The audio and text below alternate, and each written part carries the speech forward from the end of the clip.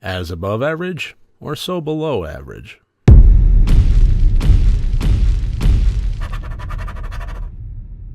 Hello everyone and welcome to RotD Review of the Day, and today I am taking a look at the 2014 movie As Above, So Below. Now, I watched this fairly recently as part of my 24-hour Halloween marathon with some of the Rotted Souls here. It was one of their suggestions. I incorporated it, but that was probably my third or fourth viewing of it. I remember watching it around 2015 or so, not long after it got released. And one thing that I've noticed when I hear people talk about this movie and see it in forums and so forth is it's very divisive. A lot of people really find that, with the ending or with the entire thing, that they either love it or hate it. So I imagine I'm going to be getting some comments that are on both sides of the equation, either that strongly agree with me or strongly disagree with me. But regardless, my opinion of it is I loved this movie. I really thought it was genuinely well done. It was a great horror movie. And to get into why I thought that, let's get into the categories. As always, 4 different categories, each one worth up to 25 points for a total possible score of 100 points. And the plot of this one follows the character of Scarlett, who is an archaeologist slash historian slash treasure hunter slash just general adventurer. Her hunt is for the Philosopher's Stone, and there's a little bit of a Lara Croft-esque feel to it. It was her father's mission, and he never really succeeded at it, and now that he has passed away, it's her mission, and she follows it with a fervor to a fault, almost. And following these clues, it leads her into the catacombs of Paris, which, if you're unfamiliar with that, is basically an ossuary, a dumping ground of bodies that was done in the 18th century. And so there's all sorts of bones and skulls and so forth all around there. It's built into the walls, built into the ceilings. And if you wanted to, if you visit Paris, you should definitely take a tour of the catacombs. It's quite interesting and unique. I myself, it is on my bucket list. Regardless, it takes her down there and she finds a hidden area of the catacombs that is off limit and illegal to get to. But regardless, she takes a rogue crew of a cameraman and another historian slash archaeologist slash adventurer and some guides that are kind of vandals. I don't know. They know the catacombs, the underground illegal portions of it, and are willing to help guide her through. And then they all get in over their head, find the areas that they weren't supposed to be in by any legal or apparently spiritual right, and the movie progresses from there. I don't want to give a whole lot away other than the movie does follow as a loose allegory the general structure.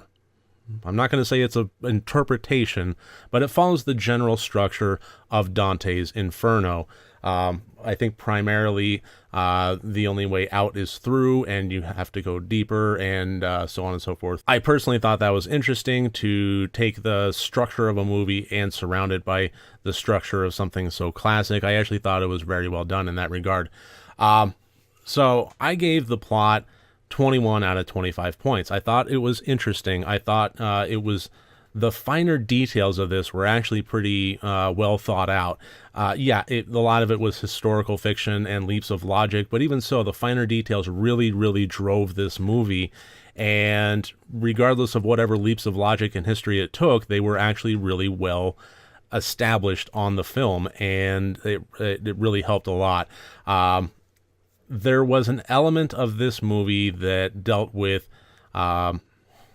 integrating the foreign environment of the catacombs and the tunneling system and just generally this ancient underground hidden portion of the city and incorporating it into a personal way, which I'm going to get into in the intent category a little bit, that I thought worked really, really well. I thought it was very clever from a plot standpoint. So yeah, 21 out of 25. I really enjoyed this. And from the intent standpoint, this was intending to be an interesting character study with good character arcs in a movie that was supposed to be genuinely scary. And I thought on all fronts it really succeeded very well. I gave the intent a 21 out of 25. This delivered a whole lot of different types of scares. Dread, terror, suspense, jump scares, yes. But it certainly wasn't the only tool in the toolbox that they used. They incorporated a lot of long drawn out moments that didn't necessarily lead to jump scares, but delivered fright in and of itself through that. I really enjoyed that. And what I was talking about with integrating the foreign environment with personal effects, there is one scene, and I'm not really giving anything away. It's somewhat early on in the movie, and it's actually a part of the trailer if you've seen the trailer. So I'm confident in at least saying this one, but it's a good example of what I'm talking about. They are in the catacombs. They are in an area that nobody has been in for hundreds of years, and they come across an old dusty piano. And one of the characters says, well, this looks exactly like one that I grew up with. I tried to play this one song, but this one key was always off. And so he starts playing the piano, just with, one key, one key, one key, one key, and that key was off. So not only did you have this foreign object that didn't belong there in this foreign environment, but it was his personally that he grew up with. Why is that? How did that happen? It was a great moment of dread in such a simple way. Talk about no effects, talk about no establishment of any kind of fancy budgetary anything. It was so simple, but it delivered so well. And I thought that was a prevalent theme throughout the movie. This did have some good effects, which I'm going to get into in the technical. But I really, really loved how well the scares were developed and also how the characters were developed. I liked each and every one of them.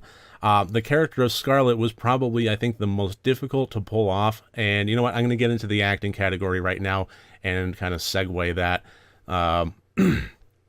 The character of Scarlet, played by Perdita Weeks, was very, very good. And that was a really tricky thing to pull off because she really is playing a character that is on the hunt for this Philosopher's Stone, and to the point at the beginning of the movie where whoever is caught in her wake is a secondary thought to her. If her goal is to get that Philosopher's Stone, and whoever is helping her, if they wind up hurt or arrested, well, tough beans, sucks to be you, but I'm on the hunt and I'm going to keep going forward. And when you have a character that is so strong-willed and they are responsible in one way or another, directly or indirectly, for the precarious position that the other characters are wound up in, it is tough to make them likable and redeemable. The character was well written, and Perdita pulled it off very well. From an acting standpoint, I gave the acting a 19 out of 25. There really wasn't a bad performance in this. They had to deal with a whole range of emotions, from dealing with their own personal demons as well as dealing with the situation that's right in front of their eyeballs. And I thought everybody actually pulled that out pretty darn well. So very happy with the characters, very happy with the acting of those characters. And as far as the technical goes, the practical effects that this movie employed were really marvelous. The CG, when they did use it, was very simple and seamless, and I think it worked a great effect. It wasn't very lavish. It was just something that was kind of thrown in there to enhance a scene, and the way that they used it in such a limited fashion, I thought worked really, really, really well. And as far as the other elements of the technical category, the camera work, the editing, and so on and so forth, I thought it was really good about putting the audience in the spot of the characters. When they were experiencing the claustrophobia and so forth, it really reminded me of The Descent and the fear that elicited when they were dealing with other elements. I mean, it was really good about putting you in the shoes of the characters, and I think that has a lot to do with the found footage format of it. But regardless, it was also very good from a directing and an editing standpoint.